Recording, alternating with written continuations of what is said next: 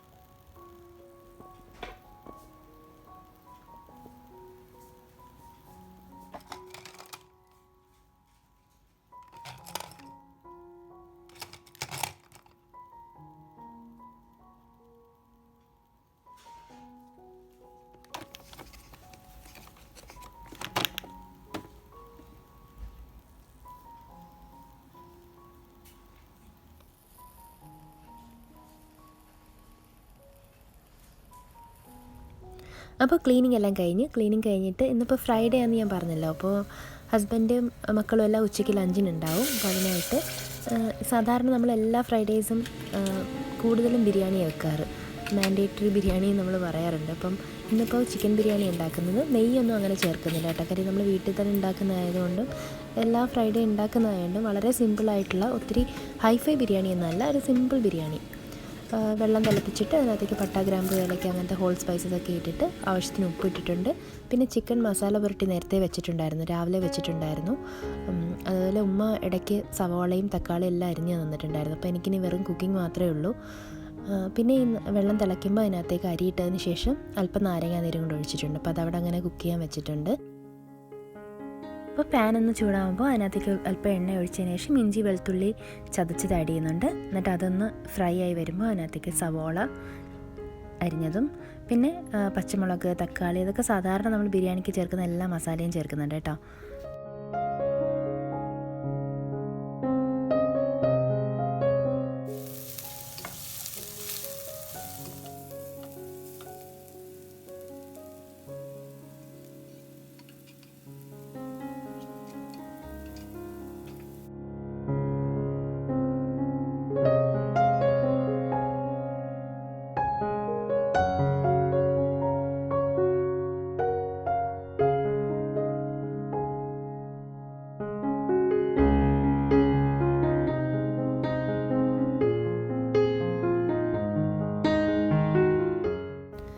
അങ്ങനെ ബിരിയാണിയുടെ മസാല ഒരു ഭാഗത്താകുമ്പോഴേക്കും നമ്മുടെ റൈസ് ഇവിടെ കുക്കായി വന്നിട്ടുണ്ട്. ജീരകശാല അരിയാണ് ഞാൻ എടുത്തേക്കുന്നത്.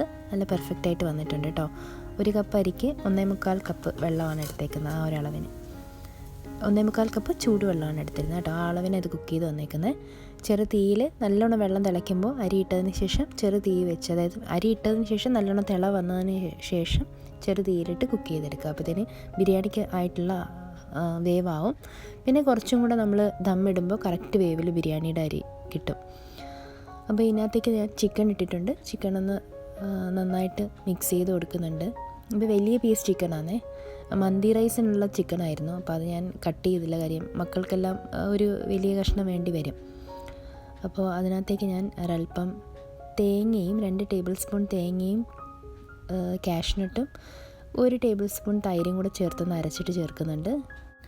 അതെന്താ വെച്ചാൽ എൻ്റെ കയ്യിൽ പച്ചമുളക് ഒരല്പം എരിവ് ഉള്ളതായിരുന്നു, അപ്പോൾ എരിവൊന്ന് കുറയ്ക്കാനായിട്ട് ഞാൻ ഈ പറഞ്ഞ അരപ്പ് ചേർത്തത് കേട്ടോ. ബിരിയാണിയിലെ ടേസ്റ്റിൽ അങ്ങനെ വലിയ വ്യത്യാസമൊന്നും വന്നിട്ടില്ല, സാധാരണ ബിരിയാണീൻ്റെ ടേസ്റ്റ് ഉണ്ടായിരുന്നുള്ളൂ. എന്നിട്ട് ഇതിനകത്തേക്ക് മല്ലിയില ഇട്ടിട്ടുണ്ട്, ഒരല്പം ബിരിയാണി മസാല ഇട്ടിട്ടുണ്ട്. മുകളിലേക്ക് ഇനി നല്ലോണം ചിക്കൻ കുക്കായതിന് ശേഷം ഞാൻ അതിനകത്തേക്ക് നമ്മൾ ലെയർ ചെയ്യാനായിട്ട് റൈസ് ഇട്ട് കൊടുക്കുന്നുണ്ട്.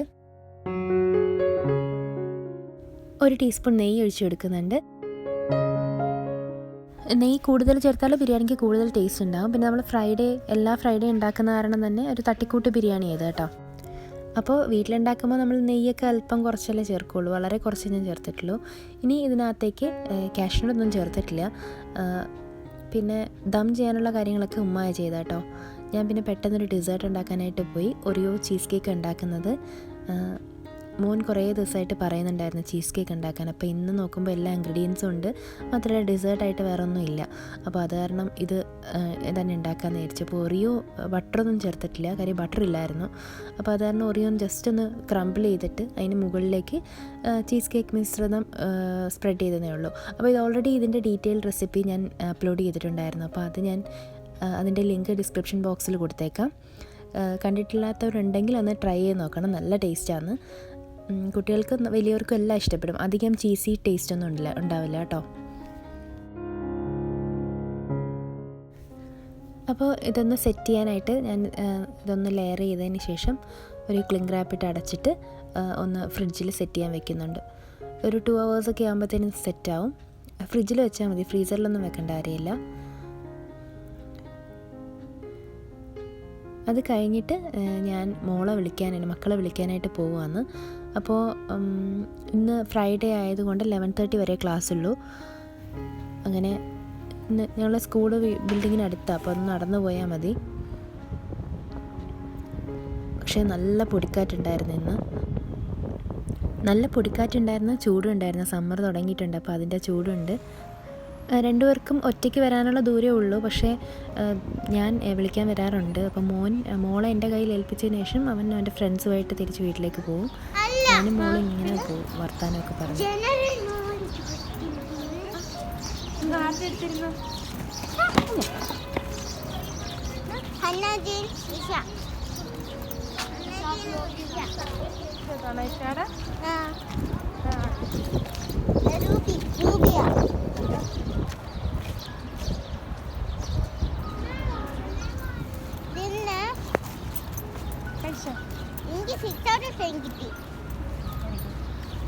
എന്തിന് ജനറൽ നോളജിനാ? ഇന്ന് ഇതുണ്ടായിരുന്നോ? എന്താണ്? ഇല്ല.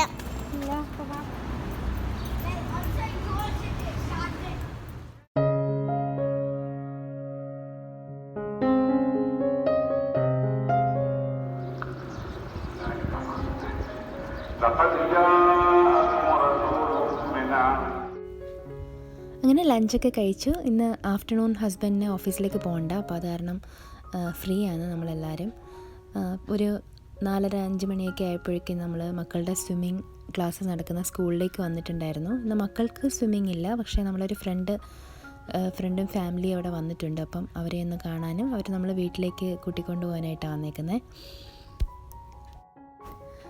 മക്കളിവിടെ മുസഫയിലുള്ള മേപ്പിൾ ബോട്ട് ഇൻ്റർനാഷണൽ സ്കൂളിലാണ് സ്വിമ്മിങ് പഠിക്കുന്നത്. ഒരുപാട് നാളായിട്ടുള്ള ആഗ്രഹമായിരുന്നു മക്കൾ സ്വിമ്മിങ് പഠിപ്പിക്കണം എന്നുള്ളത്. പക്ഷേ കൊറോണയൊക്കെ വന്നതുകൊണ്ട് ഒരുപാട് നാളത് നീങ്ങിപ്പോയി. എന്തായാലും ഇപ്പം വീണ്ടും സ്റ്റാർട്ട് ചെയ്തിട്ടുണ്ട്.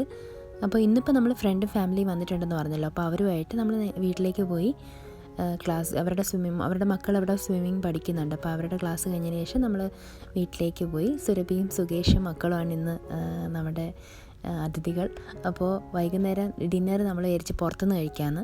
കാര്യം ഒരുപാട് നാളായി വെജിറ്റേറിയൻ റെസ്റ്റോറൻറ്റിൽ നിന്ന് മസാല ദോശ അങ്ങനത്തെ വെജിറ്റേറിയൻ ഐറ്റംസൊക്കെ കഴിച്ചിട്ട്. അപ്പോൾ ഇന്ന് കഴിക്കാൻ പോകുന്ന മുസഫയിലുള്ള ആര്യാസ് നമ്മ വീട് എന്ന് പറഞ്ഞൊരു പുതിയ റെസ്റ്റോറൻറ്റാണ്. ഞാൻ ആദ്യമായിട്ട് അവിടെ പോകുന്നത്. പക്ഷേ സുരഭിയും സുകേഷൊക്കെ പോയിട്ടുണ്ട്, അപ്പോൾ നല്ല അഭിപ്രായം പറഞ്ഞേ. ഇപ്പോൾ ആര്യാസ് റെസ്റ്റോറൻറ്റിൽ ഓരോരുത്തരും ഓരോ ഡിഷാണ് ഓർഡർ ചെയ്തത്. അതിലെനിക്ക് ഏറ്റവും ഇഷ്ടപ്പെട്ടത് ഗാർലിക് ദോശയാണ്. പിന്നെ ചില്ലി പൊറോട്ടയും നല്ല അടിപൊളി ടേസ്റ്റ് ആയിരുന്നു കേട്ടോ. ബാക്കി എല്ലാം നോർമൽ ഫുഡായിരുന്നു.